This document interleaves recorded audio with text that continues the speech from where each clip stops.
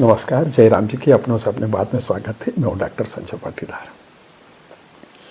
JNU Jawaharlal Nehru university देश की सबसे बड़ी यूनिवर्सिटियों में से एक और देश की राजधानी में स्थित यूनिवर्सिटी है।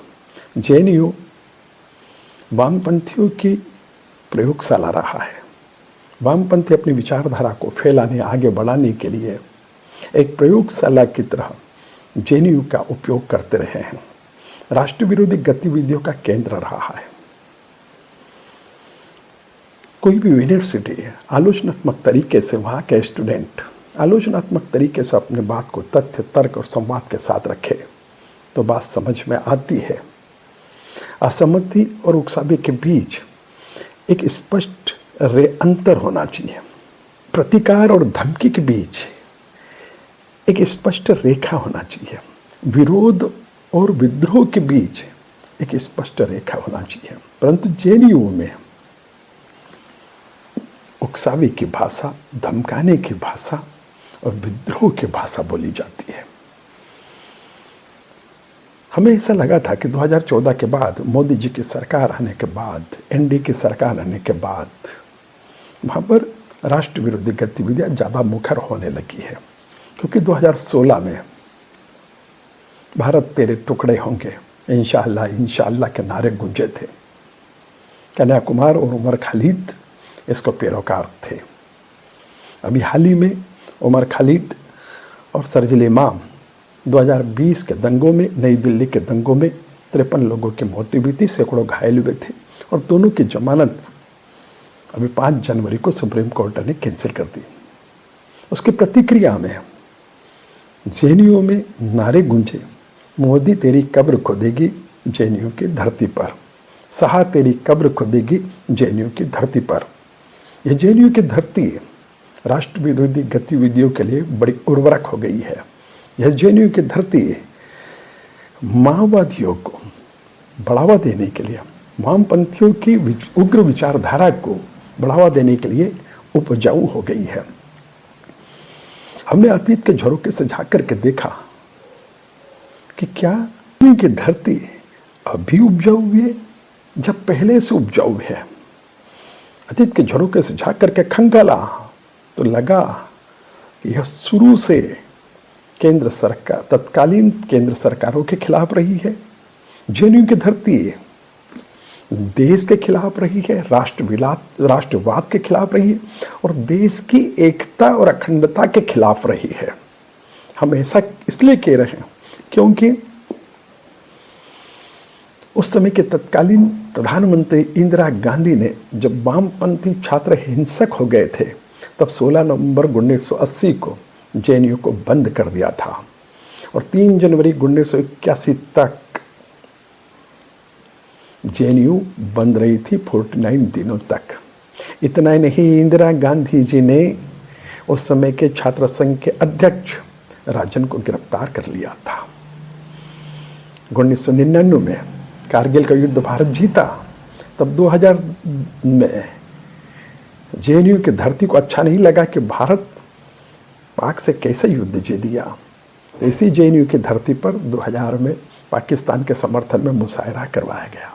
जब वहाँ के सैनिकों ने इसका विरोध किया तो देश सैनिकों को पीटा, इन्होंने, वहाँ के विद्यार्थियों ने सैनिकों को पीटा और इस बात का विरोध भाजपा सांसद वीसी खंडूरी ने संसद में किया।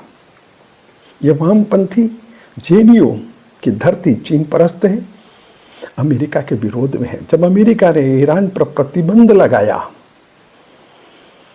तब ये उस समय के तत्कालीन प्रधानमंत्री मनमोहन सिंह के खिलाफ थे। जब मनमोहन सिंह जेएनयू में गए तो इनके मनमोहन सिंह के खिलाफ नारेबाजी की, उनका रास्ता रोका। आज जो कांग्रेस जेएनयू के समर्थन में, वामपंथियों के समर्थन में एक सुर में, सुर मेले तुम्हारा हमारा गीत गाने के लिए बड़ी उत्साही थे, इसी जेएनयू ने उनके दादी इंदिरा गांधी के खिलाफ भी मोर्चा खोला था, मनमोहन सिंह के खिलाफ भी मोर्चा खोला था। यह मोदी जी के खिलाफ नहीं है, यह राष्ट्र के खिलाफ है। 2010 में छत्तीसगढ़ के दंतेवाड़ा में जब माओवादियों की आतंकवादी घटना में 76 सैनिकों की शहीद हो गए, 76 सैनिक, तब इन्होंने इसी जेएनयू की धरती पर जश्न मनाया। इंडिया मुर्दाबाद और माओवाद जिंदाबाद के नारे गूंजे थे इसी जेएनयू के धरती पर। जेएनयू के परिसर में विवेकानंद जी की मूर्तियां हैं, उस मूर्ति के आसपास इन्होंने भद्दी भद्दी गालियां लिखी। शाहीन बाग हिंदू विरोधी गतिविधियों में यहाँ के विद्यार्थियों की सक्रिय भूमिका रही थी। 2001 के संसद भवन हमले में इस्लामिक आतंकी अफजल गुरु की बरसी मनाई जाती है। नारे लगाए इन्होंने, कितने अफजल मारोगे, हर घर से अफजल निकलेगा। कितने अफजल मारोगे, हर घर से अफजल निकलेगा।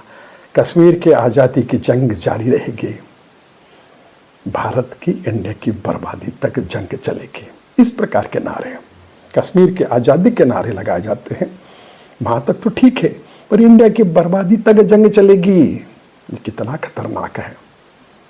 कितने अफजल मारोगे, ये नया भारत है, अब हर घर में घुसकर मारेगा, जिस घर से अफजल निकलेगा, ये नया भारत है। और भारत सरकार के शिक्षा मंत्रालय को, केंद्रीय शिक्षा मंत्रालय को इस बात पर अब ध्यान देने की जरूरत है कि जो विद्या का केंद्र है, वहाँ से इस प्रकार से राष्ट्रद्रोह की भाषा बोली जाती हो, विद्रोह की भाषा बोली जाती हो, और केंद्र सरकार चुपचाप बरसों से, कोई भी केंद्र सरकार रही हो, मोदी जी की रही हो, मनमोहन सिंह जी की रही हो, इंदिरा जी की रही हो, सभी केंद्र सरकारों के खिलाफ इसी जेएनयू की धरती से राष्ट्र विरोधी ताकतें मुखर हुई है। केवल आज नहीं, बरसों से।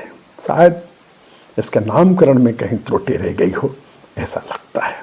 इन पर बंदिश लगाने की अब सख्त आवश्यकता महसूस पड़ती है। बहुत बहुत धन्यवाद, बहुत बहुत आभार।